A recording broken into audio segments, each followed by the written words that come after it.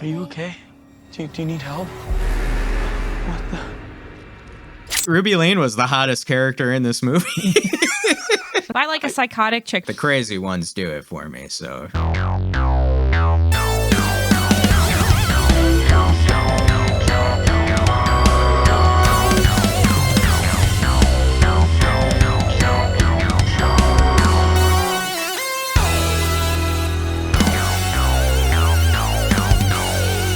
Hey everyone, welcome to Straight Jacket Talk, where it's two guys, a girl, and a horror show. My name is Kevin, and I'm joined by a guy who loves a girl that knows how to sing and knows how to use a razor blade. It's Nathan. I sure do love both those things. Perfect girl, right? Yeah. She's a gross English titty vampire. You just described the perfect woman. That's it. No notes. This is cinema. That was amazing. I'm also joined by a girl who likes to put curses on towns. It's Jill. Dude, every town I'm in, it's Philly right now. Whoa. So look watch out, out, Philly. Yeah. We watched Fier Street Part 1, 1994, and this was from 2021. It was directed by Leah Janik, screenplay by Phil Grazzadelli. These names are hard. Bear with me. Also a screenplay by the director Leah Janik. This was based on the Fier Street book series by R.L. Stine. I gotta ask right away, did you guys read the Fier Street series? Any of them at all? No, I read Goosebumps as a kid, but Me too, yeah. I've never even heard of the Fier Street series until you suggested that we do this movie. Jill, how about you? Oh my God. This is my time to shine, guys. This is my time to shine. So growing up, I used to spend a lot of time at my grandma's house, and my aunt is only like 5 years older than me. I think she's like your guys' age. And she had like every single R.L. Stine book there was on like her headboard. It was like a bookshelf. And I used to sleep in there with her, and I would read every single one of her books. I was obsessed with Christopher Pike and R.L. Stine. Fear Street was amongst the R.L. Stine books that I read as a kid. I don't really remember much from like any of it, just like they were spooky, kind of like high school stories. And I don't know, I just really love the vibe of that. And I think the movie really does capture that same vibe as all of those books. Are the books like more mature than was this like supposed to be his adult book series? Because Goosebumps is much tamer than this. Goosebumps is for, I feel like, you know, elementary school kids. And then R.L. Stine tried to do more like stories for teenagers because there's like dating and like kind of adolescent themes in those. So yeah, they're spookier. Yeah, trying to maybe bridge the gap between Goosebumps and Stephen King sort of deal almost, maybe. Yeah. Because it's like you go from kiddie stuff to like Stephen King, and there was Nothing in between. Yeah. I really grew up on R.L. Stine. I remember in the early 2000s, he had a series of, it was kind of like vampire romance books. And, you know, that's what all the girlies are into at that age. I'm still into it. I still read books like that. But he wrote two books. They're called Dangerous Girls. And it does like bridge that gap with like the romance in it. And I don't know, I'm obsessed with anything he does. R.L. Stine seems like he was ahead of his time a little bit there. Yeah. So good. I mean, I can't really name like a more successful series of books than Goosebumps. I think like every kid read those Goosebumps books back when we were in, you know, elementary school, middle school. They were iconic. I still buy them. Like they're in the children's section at Barnes and Noble, but they do sell like collector tin sets. And I bought a couple, and it's the same covers. Like they do limited runs of the same covers from our childhood, same books. So if you're into like collecting that kind of stuff, that's where it is. I will say though, I'm a bigger fan of Christopher Pike's work because I felt like he really did bridge that gap to be more adolescent than kind of like children horror. I'm not really familiar much with Christopher Pike, except that I watched Mike Flanagan's Midnight Club series on Netflix that got canceled immediately after the first season. I have that book. I tried to push my kids to read Goosebumps, but they weren't into it. Well, although I got to say, like, I really enjoyed the show that they had when we were younger, the Goosebumps show. And I thought it was a good, like, companion piece with the actual books. Like, I think it could have got you into the books, or like the books would have got you into the show either way. So it was right.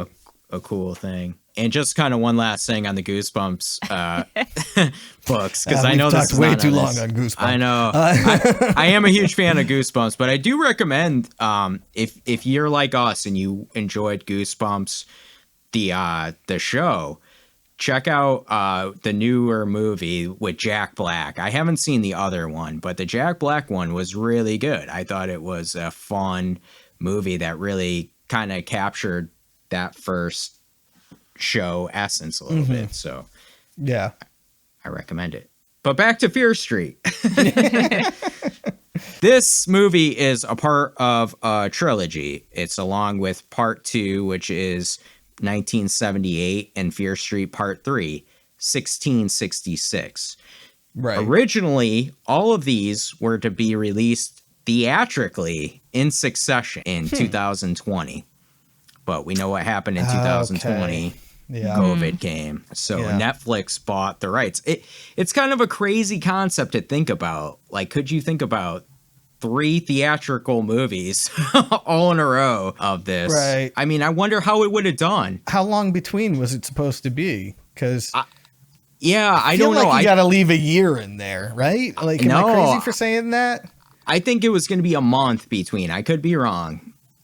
But that's what I read, I think, was a month between. That'd be crazy. No way. I wouldn't do that. I know. That's why I was thinking, like, Netflix really acquiring the rights and putting these on there like they did, I think was really, it turned out, I think, to be the right direction, at least. That way you can kind of, binge it all, and it almost seems like a extended series in a way. Yeah, a movie per month when you're talking about people watching at home is a lot less of an ask, I think, than putting a movie a month into the theaters, So unfortunately, that means there's no budget information or box office info. Thank God. Jill hates that game. I know. I thought it's Jill's favorite game. Currently on Rotten Tomatoes, Fear Street Part 1, 1994, has an 84% critic score and a 63% audience score. So this is certified fresh. But what did we think of this movie? Before we go any further, if you guys could please hit the like and subscribe button, and also hit the notification bell, because when we have a new video, you'll be the first to know. Isn't that right, Nathan? Yes, it's a privilege. That's right. I want to get everyone's overall thoughts on this movie right away. And I want to know if this is the first time you've watched it, or if you watched it when it originally came out. Because I caught it when it originally came out, but I hadn't seen it since then. So this was like a kind of a new watch for me. Jill, how about you? What's your overall thoughts on Fear Street Part 1, 1994? So this is my second time watching it, because I think I first watched the first 2 like a year ago, but I feel like the third one wasn't out yet. I don't know if I'm correct in that. I remember really liking it. Me and my friend Rowan both watched it because we kind of like the same nostalgic, like 90s, 80s kind of vibe. And I know people are like tired of it by now, and that's like a lot of the hate I see towards this online. But I like indulging in that sort of thing, and I feel like this movie is very indulgent, especially in the opening scene in the deserted mall. It's like it's very Stranger Things. You even have Maya Hawke, who is in Stranger Things. And honestly, that's like kind of the highlight of the movie for me, because it's so strong in the opening act. I just wanted more of Maya Hawke in a mall, but I liked it. What about you, Nathan? I think this movie's a lot of fun, but it's like everything nice I have to say about it also comes with like a caveat. I enjoy it and it's fun, but I also kind of hate all the characters. Like, I love the soundtrack, but the number of needle drops is like distracting. I do like it. I don't love it though. I also would have liked to see Maya Hawke in more of the movie, to be honest. They kind of Drew Barrymore, which is another issue I have with this movie. Is I like homages, but like it's a little too close. like that opening scene belongs in Scream. I like the nostalgia, but it's like, I don't know. I like all of it, and I don't love any of it. So how about you, Kevin? What Jill said is everyone's kind of have this, tiredness over the nostalgia thing now. I could drown in nostalgia. Give it to me all day. Like, I really love it because because I don't think this nails like the whole 90s vibe at all. Like, I think it does use a modern kind of lens on a 90s vibe, but you still have enough of it where it's like, it's bringing me to that era. And like the mall at the beginning, like we talked about, you know, where are they in a Spencer's Gifts at one point? Yeah, for real. It is basically Spencer's. Yeah. It looked like that, with the blow up doll and everything. So I was like, this is cool. Food courts. It brings you back to that different time. I think what you both said about the opening is true, right? It's a Scream homage, really, and almost a Scream ripoff. And I remember when I first watched it, I thought, man, this is cool, but like, I hope this isn't the movie. And I was kind of feeling like a little worried, like, okay, this could be fun, but I don't want this for a whole movie. And then it was like, she does the unmasking, same as Scream, right? Takes Ghostface mask off, but then, boom, bullet. Yeah. And then I was like, oh, okay. Yeah. You're subverting from the Scream formula. Now it's Evil at that Dead. Point. Yeah. Yes. Yeah. For a little while. This movie is fun, like Nathan said. I think it does bring all the nostalgia to you in a modern lens, like I said, but it does a good job. I agree with Nathan. I think a lot of the characters don't land for me, but what I do appreciate is they are like characters at the same time, and they all kind of have their separate little things, and they're trying to define them a little bit, right? Even the characters are a little outside the realm. Like the druggy girl isn't like the druggy girl in she's previous like tropes. She's like too put together to be that character. Which just kind of makes her a bitch. And like, it just kind of makes her annoyingly irresponsible, in my opinion. I want to talk about Kate. I hate Kate. I love Kate. I fucking hate her so She's much. such a bitch, and I love her. What are we gonna do? We're gonna go kill those preppy assholes!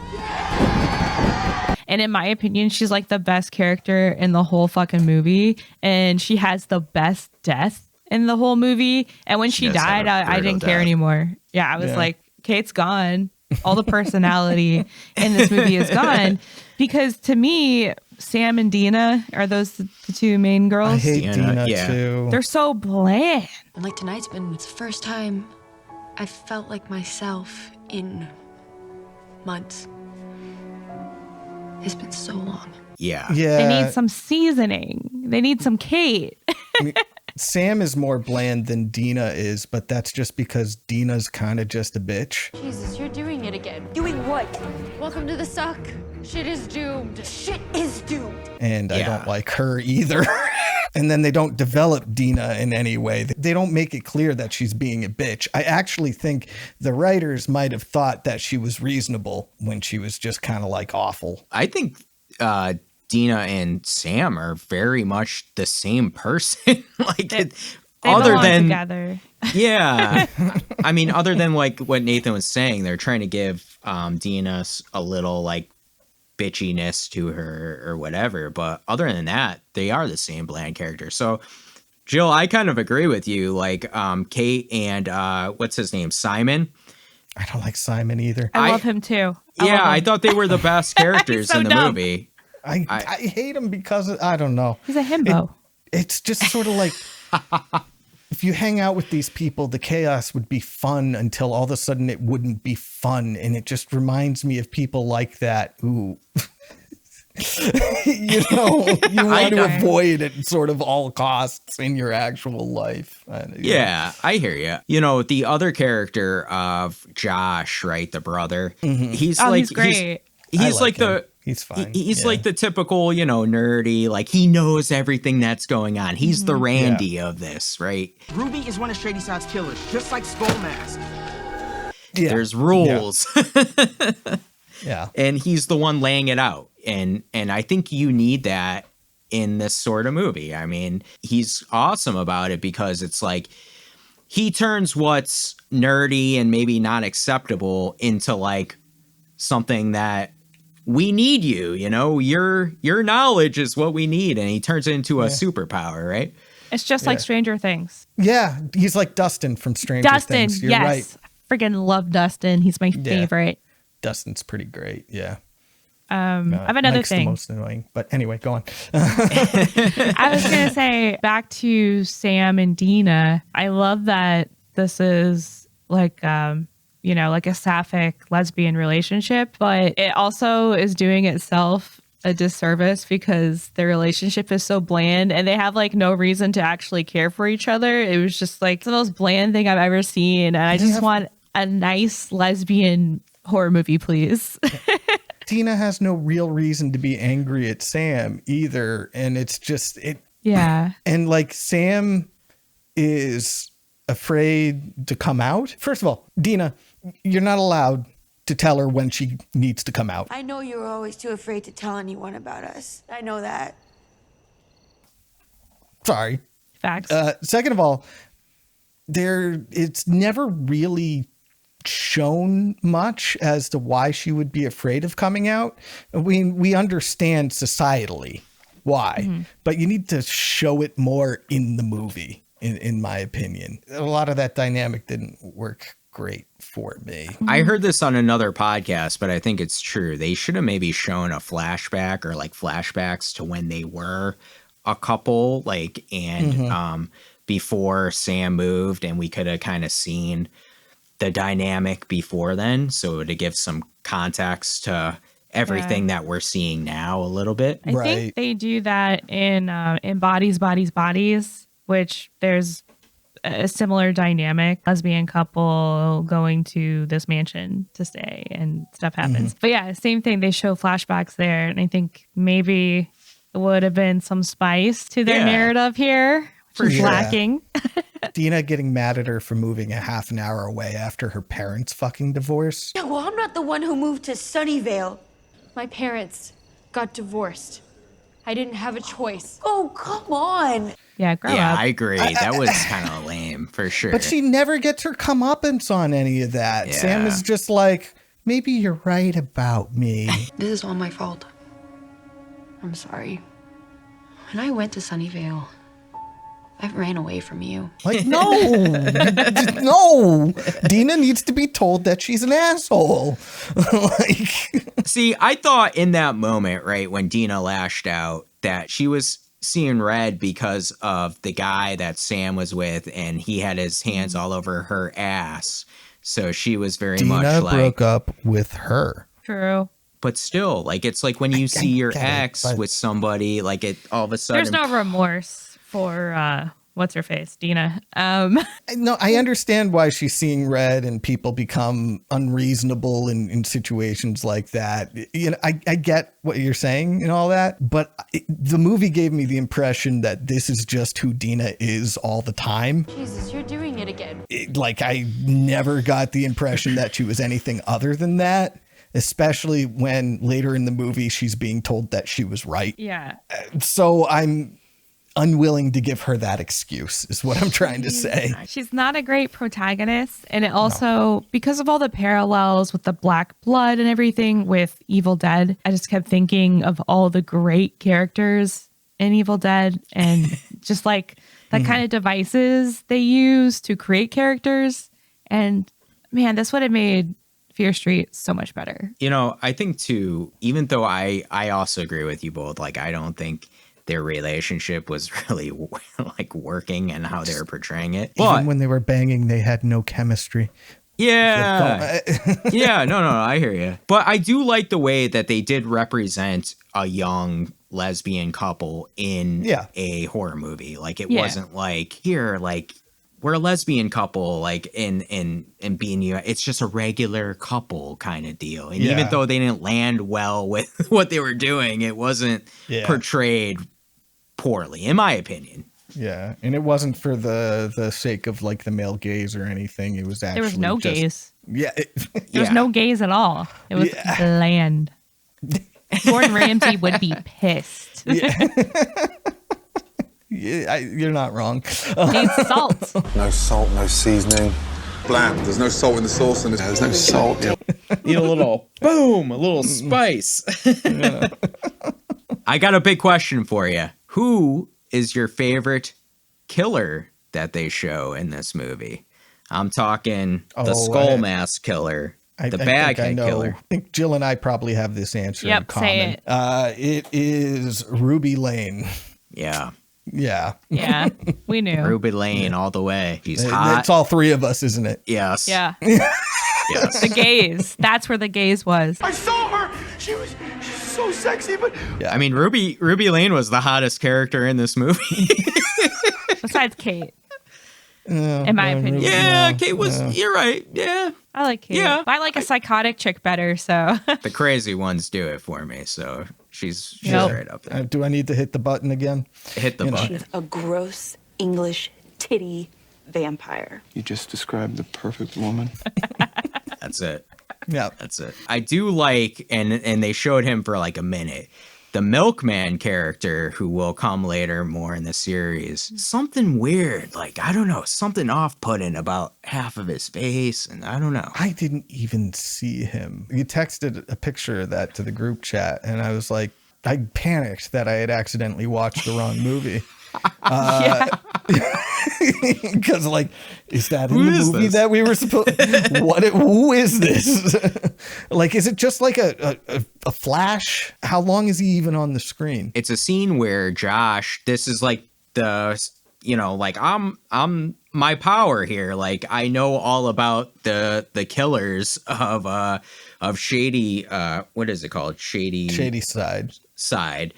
Yeah. So, and they did kind of a montage of through the years. Like, first you have the skull mask, then you had the baghead, which was the camp killer there, Ruby Lane, the milkman, and then there was the little kid too, with the bat. Do you remember that scene at all? Yeah, I did see that. Yeah, because his thing was like he was a milkman who would like kill the stay-at-home moms that were. Yeah. Okay. I don't know. It's just something off-putting about him and that kid too with the mask. Seeing a child bash somebody in the head with the baseball bat is like, it's kind of terrifying. It was very gratuitous in that whole sequence. I like that. It kind of added to the whole vibe for me. Yeah, there is a campy vibe to this, right? I mean, it is. Oh, yeah, for sure. Campy and gory. There's like an over-the-topness to the gory that it's both scary, but also a little bit silly and funny in a way. Yes. So that's my shit. Yeah. It's a great way of going about things to take the edge off a little bit. By making it a little bit funny, but not taking it off entirely. It's still gruesome, you know. You do have, like Jill was saying, when Kate gets killed. I mean, that's a brutal death. I was so happy to see it. I hated her so much. And she deserved that death in every way possible. And also because she fucking served it. Like, getting smashed into a cake and then being covered in cake and then like going into a conveyor belt into a meat slicer where they do not hold back on watching the spray and everything and her face cut. I was expecting a camera cut. Instead, I got a camera pan to show it better to me. And I was very satisfied because After what she pulled in the school, I was done with her. I didn't really like her much to begin with. No, we are not fucked. She's fucked. Oh, Sam! Sam! I kind of agreed with her. But yeah, I mean, what would you do in that situation, right? I mean, I do the same shit. Sam, you got to go out there. Bye. You suck, Sam. You bland bitch. Get out there. You bland bitch. You're going to die anyway. Sam didn't there's no suck. point. She was just boring. I don't know. Did she deserve death? No, she was just boring. It's not Neither a did crime to be Kate. boring. What's a crime is making children bag up your drugs for you. That's the crime. 4 in each bag, and if you finish in an hour, I'll let you watch my so-called life with me. She was just teaching them a life lesson. I know, right? It would have been funny to see like her with like a whole like, you know, factory of kids just putting her drugs together. Like, Just all of the kids that she babysits all put drugs together for her. She had it figured out, man. She was babysitting, making money, getting the kids to, you know, divvy up her drugs to sell. Mm-hmm. And she was getting her boyfriend to do the laundry while she's supposed to be babysitting. Boyfriend? Simon was not her boyfriend. Oh, fuck. I just felt like they were... The entire movie, I felt like they were boyfriend and girlfriend. Even though they never touched each other or kissed each other or even gave each other fuck me eyes at any point. Yeah. But then, like, Josh, you know, gets lucky. What if tonight's it for us? he hooks up with her. Yeah, Josh hooks up with her. That was weird. I did not like that scene at all. But Simon wasn't mad. So that's when I figured out that they weren't boyfriend and girlfriend. So we're like talking 2/3 of the way into the movie at that point. But yeah, no, that scene was terrible all the way around. It was awkward, but I thought it was done good awkward. Because like, what would this kid do? You know, he's only probably seen pictures. He's never been with a girl. He's on AOL. You know, he's like sexting girls. That's still just seeing pictures. Cyber though. sex. Yeah. It's a skill. Hey, you know how to talk to girls. It doesn't make sense in that doesn't, moment though. for any of them to be fucking. You know in what? most slashers, they fuck because they don't know there's a killer, and then they get killed during the fucking, and it makes sense for them to just stop in the middle of what they're doing. Like, well, time to fuck now. This is no. Listen. Josh is a mastermind here. Jill's right. He knows how to talk to women. He dropped in the line. He was like, "Oh, we might die tonight." Also, if you might die, you might as well fuck. Right. I feel like that's a thing. To me, it just makes it more likely that you're gonna die because you're distracted. But I don't know. It makes it more exciting. It's a kink. Don't kink shame. Don't kink shame. Josh is into this stuff because Oh he's into the serial killers. So this gets him going. He's a freaky little guy. I don't think he was little. Oh my God. He was short. Oh my God. Ew. Can I ask a question here? There's the scene where they're in the bus, right? And those asshole kids are riding up on the bus. And they throw a whole water jug thing off of a bus. That's Why did the bus stop? That's fucking insane. Where was the bus driver? Yeah. He wasn't fucking driving the bus, because if he was, he would know that the goddamn emergency door and he'd pull over. Right. Yeah. I That wouldn't fly with No. my And then bus why- driver. no. Why wasn't Dina arrested at all? That's a crime. Could have killed them, dude. There was cameras on my buses by the time I was in like middle school. So you're talking like 1994. There was cameras on the buses. What? What? What's They had going on? like a bus You guys got monitor. Cameras. Your buses didn't have cameras? Fuck no. I lived in the middle of nowhere. I lived in the middle of nowhere too. We had security cameras on our buses. Yeah, in America. What happened on the bus stayed on the bus. I don't know. I mean, listen, every bus driver I've ever dealt with has been extremely lenient. Like, let's just get these fucking kids to where they're going. but there's limits. And that limit is this is a opening the limit. goddamn emergency door and throwing shit out of it. Yeah. You know what? This gets to a good point too. This happens, right? Sam almost dies. And then after all of this, she's back with Dina? Like, oh, you were right? You almost killed me. Yeah. You're on something. Also, where are the parents? I didn't see one fucking parent in this whole movie. That's fine, honestly. I hear you realistically, but I don't know. Single parent. It's Stranger Things. The parents are gone. Yeah, but you see them. Sure, but you know, we you're get to see talking about Sam's mom. Oh yeah, she's kind of a bitch. Makes sense. Here's another problem I have. This hospital was something straight out of, like, where was this hospital? I didn't feel safe in this, even without killers. That hospital had no security at all. Again, I understand a lot of stuff was more lenient in the 90s. I lived through the 90s. I saw it. But hospitals still had security back then. Nurse Betty couldn't show up and be like, oh, yeah, I know these kids because I sell them drugs. It happens to be the new security protocol. We kept kind of short on blueberries and bananas. Blueberries and bananas? I get in a Percocet. Without it causing Nurse issues Betty was for the him. security. Oh my God. Nurse Betty is doing drag. Oh my God. Did you guys both see a scene where like the patients were like out like watching TV together or something like that? I've never seen that in a hospital. It happens in like psych wards wards. and detox wards, but normally those aren't in the same place where people are getting other medical treatments. So I don't know what to tell you about that.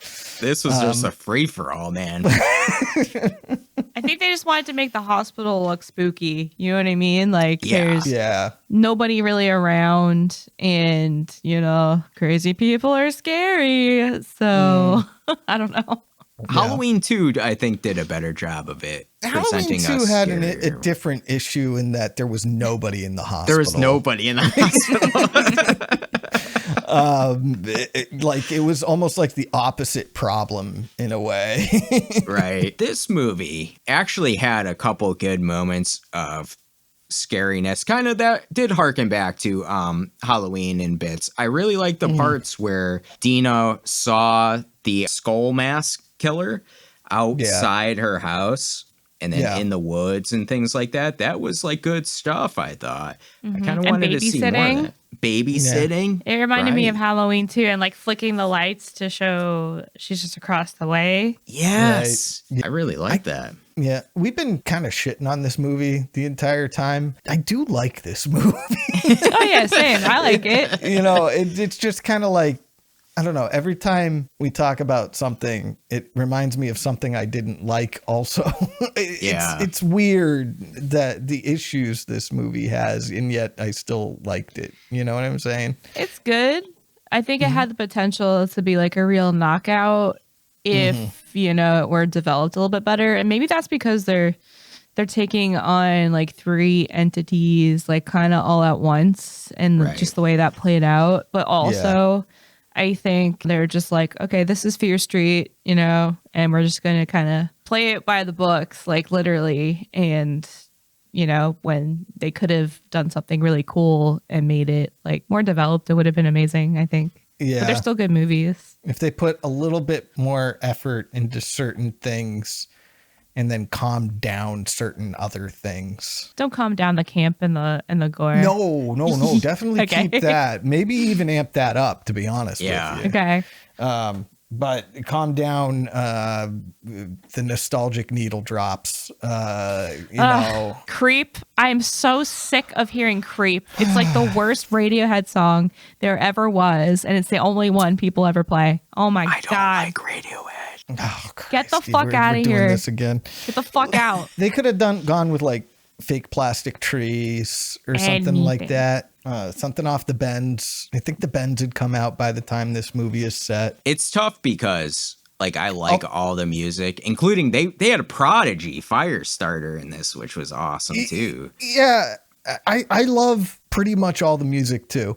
And unlike Jill, I actually do love Creep. but it is the most overplayed Radiohead song. In the first 17 minutes, though, I counted, there are 8 needle drops in the first 17 minutes.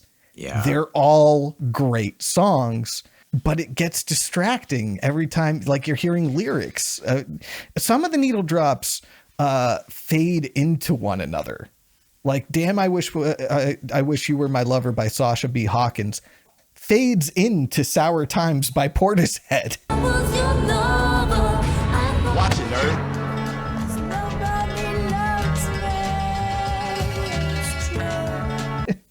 Yeah. And then Insane in the Membrane by Cypress Hill into Creep, fades right? into Creep.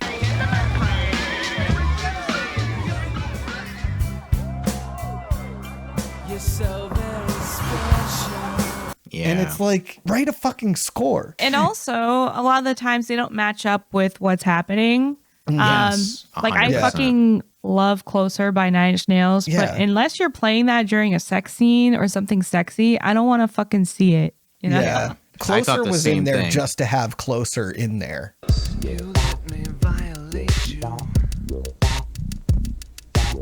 Yeah, there's It is so, you know, great But song, I mean- but you know, You can make Yeah. you can make the argument on all the songs though. Were just in there to just have them in there. Like they weren't setting up the scene at all or adding to the scene. It was just yeah. Right. like Nathan said, let's throw as many needle drops in as possible. It's the 90s. We got to remind everybody this is the 90s. Where's the Nirvana? There wasn't first a of single all? Nirvana song, was there? 94 though, that was a tough year for Nirvana. So. Yikes. Yeah, Big that's yikes. true. I mean, where was But- no one talked about, poor Kurt had just passed away. It's 94.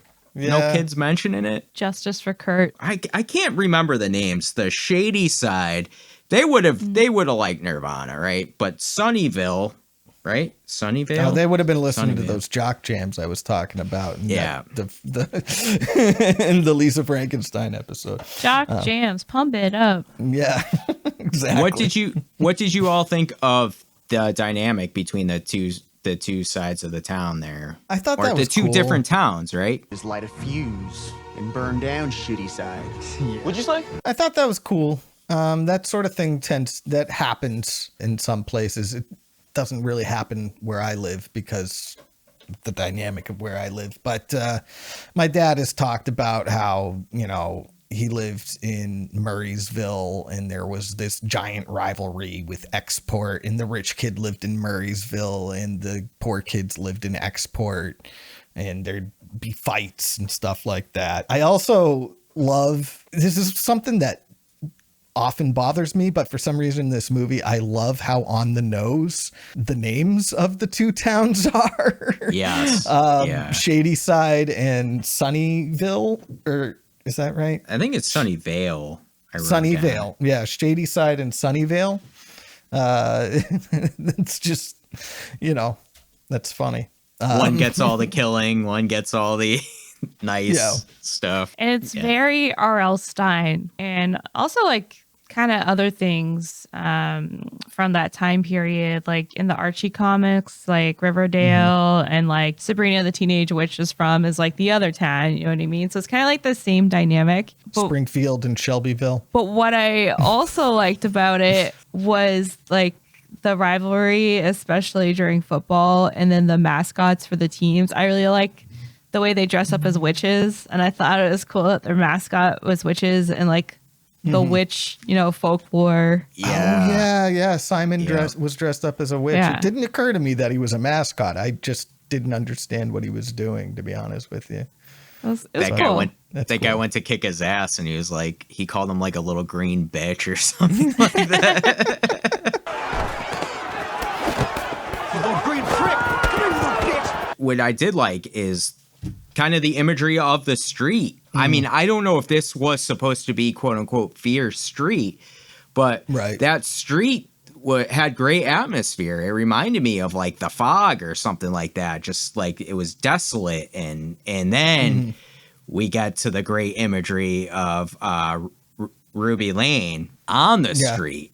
That was good stuff. No, there's really not much creepier than a suburban town at night when everybody else is asleep.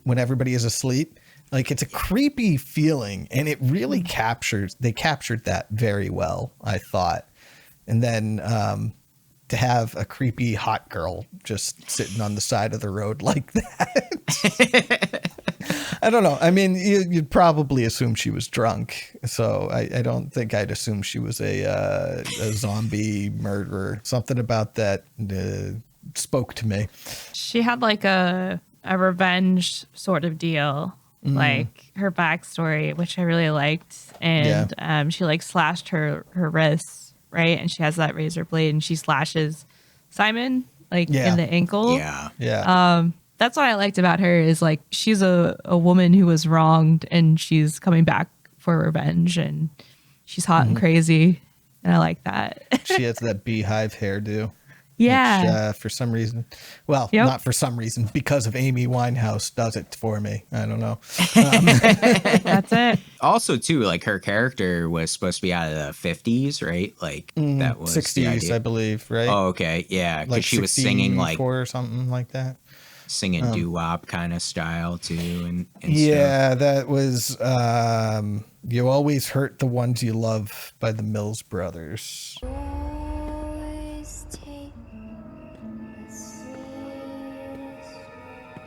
Oh, that's cool. I like that little touch for sure. I want to see separate, like maybe not movies, but like if they could turn this into a series and do like separate episodes on some of these characters. Cause like I want to see more.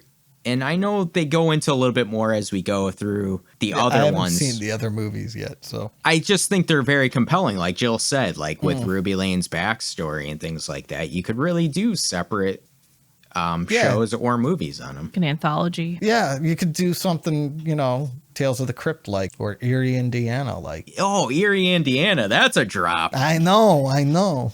Drop this from the past. This movie reminded me a little bit of Erie, Indiana, but haven't thought about that show in like 20 years. All of a sudden it came up in my head. That had the kid from Hocus Pocus in it, by the way. Yes. Yep. Yeah. Very 90s show. So the other thing we really didn't talk about is Sarah Fier is the witch who's put a curse on the town. 1666. Sarah Fier was hanged for witchcraft. Fact. But ever since she was executed, she's been possessing people, turning them into killers to take revenge on the town. And so I guess Sarah Fier needs or wants the blood, like the blood calls to her. I was never really clear on why Sam I mean, I get it that she disturbed the grave. I guess I was clear on that, but it didn't that didn't work for me either much. If you don't want your grave disturbed, maybe don't make it so shallow. This is all Sarah Fierce's fault at the end of it. She should just let Sam go.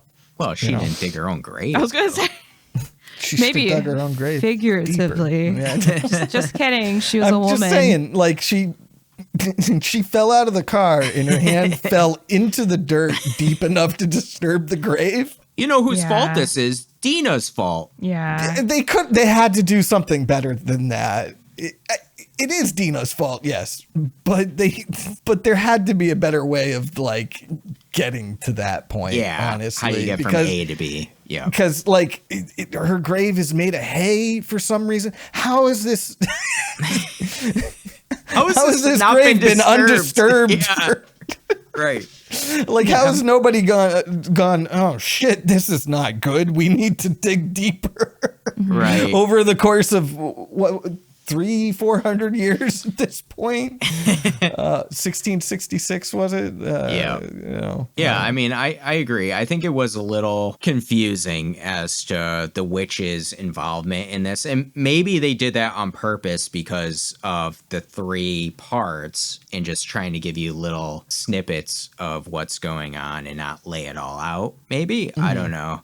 They think to kill Sam, it will cause the witch to not go after her anymore, and then they bring her back. The witch wants you dead, so we kill you, and then just like the C. Berman bitch, we bring you back to life. It's just like Evil Dead. Yeah, and right. You're right. Oh my God, you're right. Yeah. That's all I could think about. So then they're like, oh, okay, everything's good. I did like the scene where they had tried to call the survivor of the camp massacre and she didn't pick up, but then she called Dina back. She'll come for you. Sam.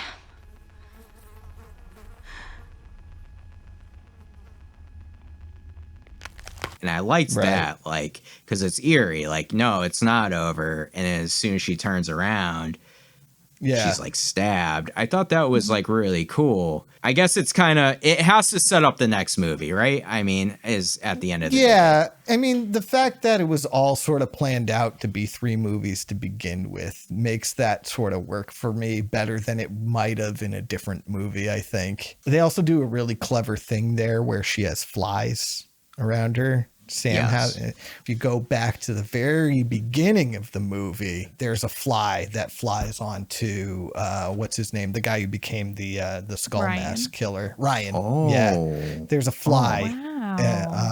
And so it sort of all connects back in that way. And I thought that was clever. That's awesome. So. Plus, he heard a voice at the beginning, too. Same way Sam did when she disturbed the grave. Yeah. Right. But we didn't hear him hearing the voice. We just saw him reacting. No, we heard somebody say Ryan. What? Oh, see? I didn't hear that. Oh, and he goes, okay. He turns around and goes, what? All right. Yeah. See, I missed that. Jill, how do you think the ending played out for you? Like I said, when Kate died, the movie kind of went out the window for me in terms of entertainment. So I didn't really care, that things were going down a happy ending. But it is, I guess, a little bit shocking that happens because you expect the movie to just end with a resolution. Right. And you don't get that. So I guess it's cool, but these characters are so bland. It's hard to care about them. It really is. And I know it's a Fear Street movie.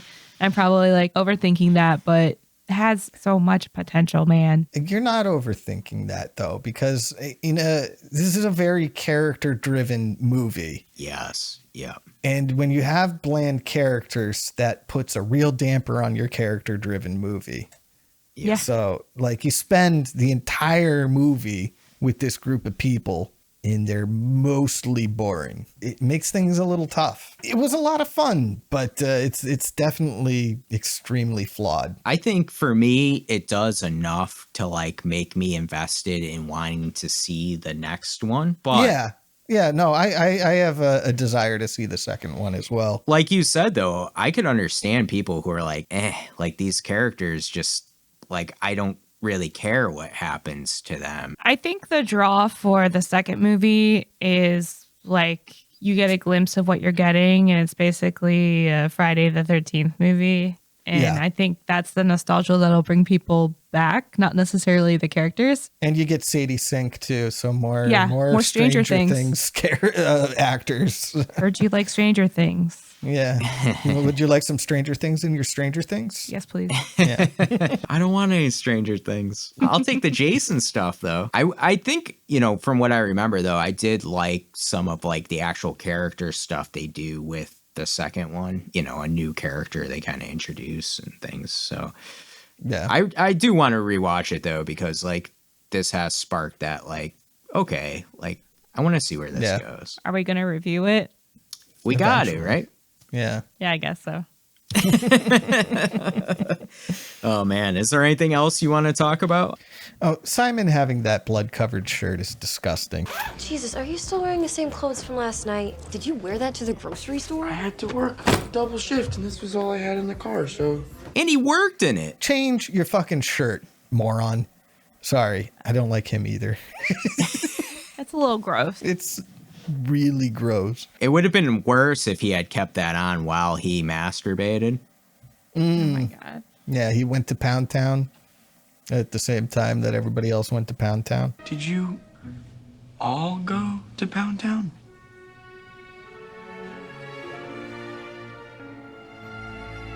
Me too. Population 1. So before they come to the conclusion that Sam needs to die, they blow up all the killers. Remember in the bathroom? Yeah. Yeah, yep. I was kind of hoping like that when they re-emerged, they'd all become one sort of homunculus. The substance. Yes, exactly. I was hoping for the substance in that moment. Oh my goodness. And Frank Hooker. Yeah, exactly. And it's sort of sad we didn't get that. Yeah. That would be crazy to like have that coming at them.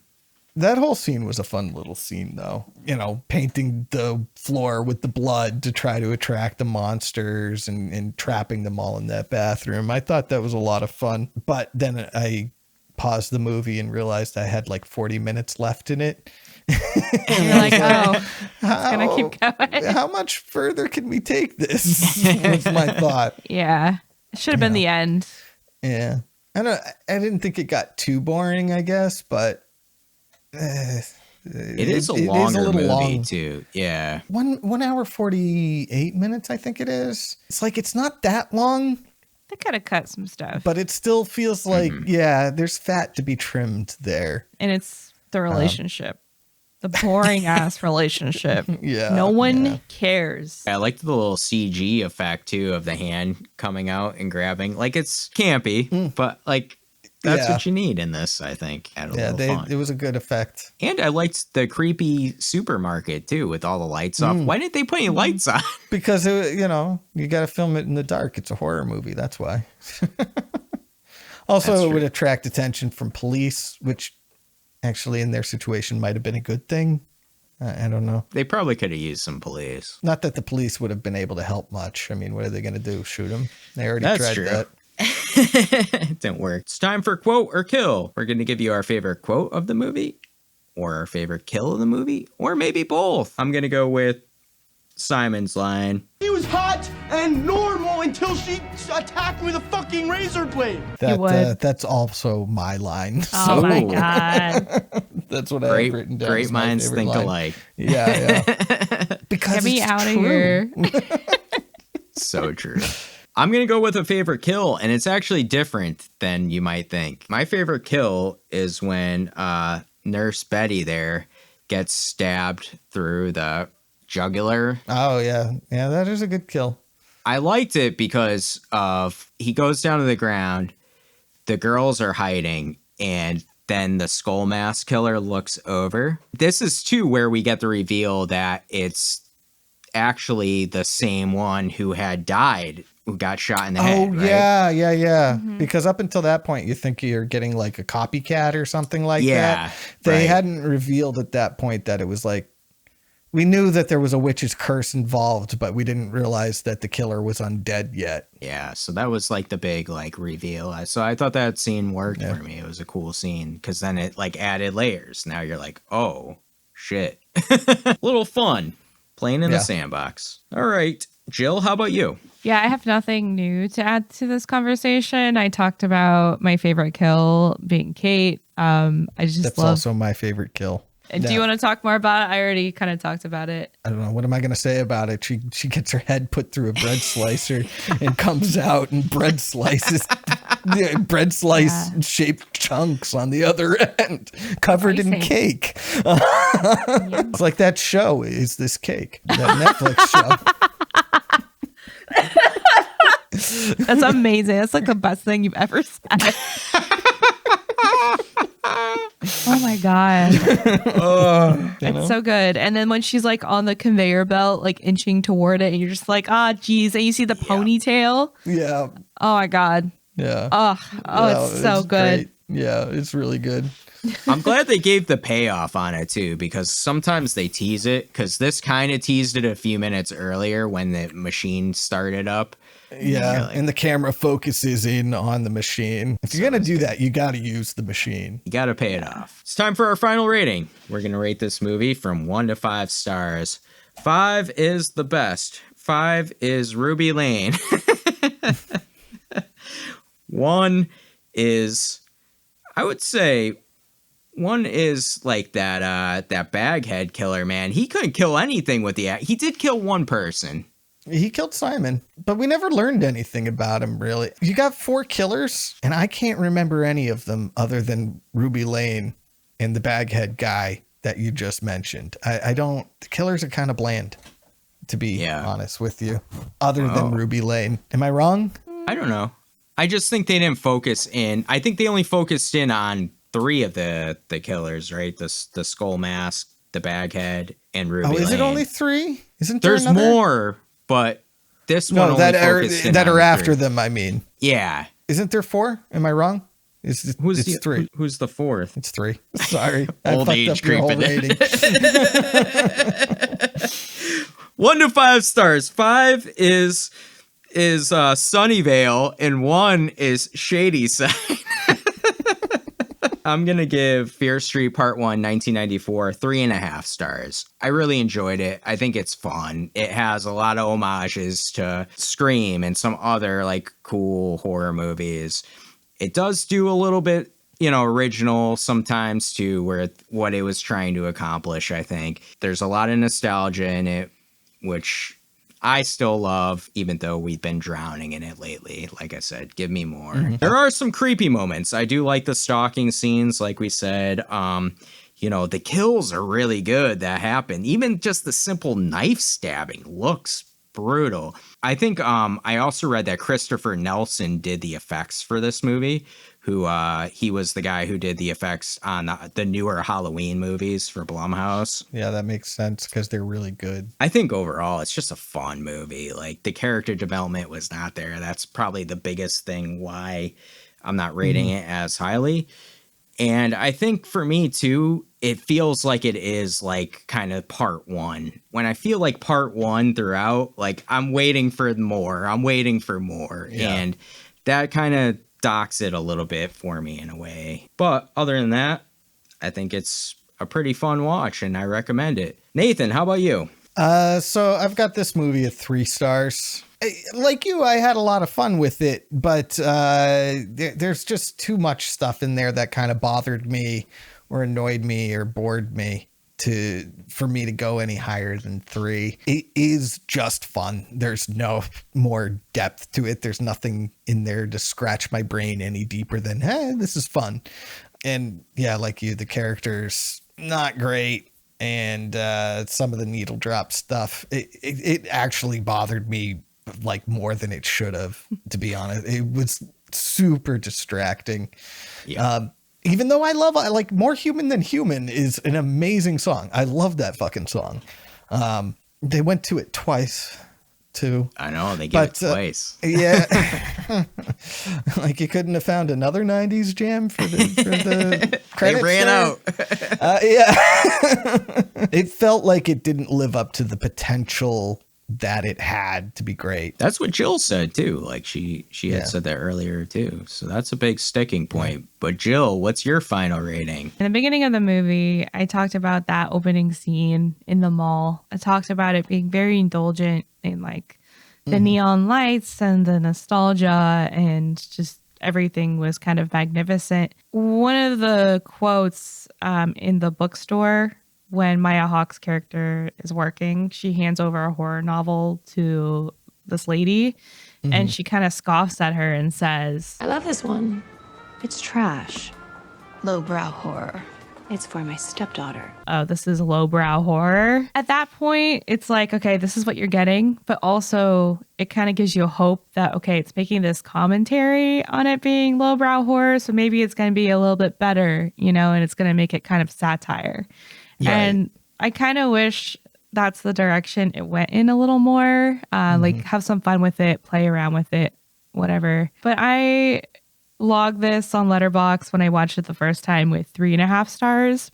And I'm also still going to give it 3.5 stars for this rewatch.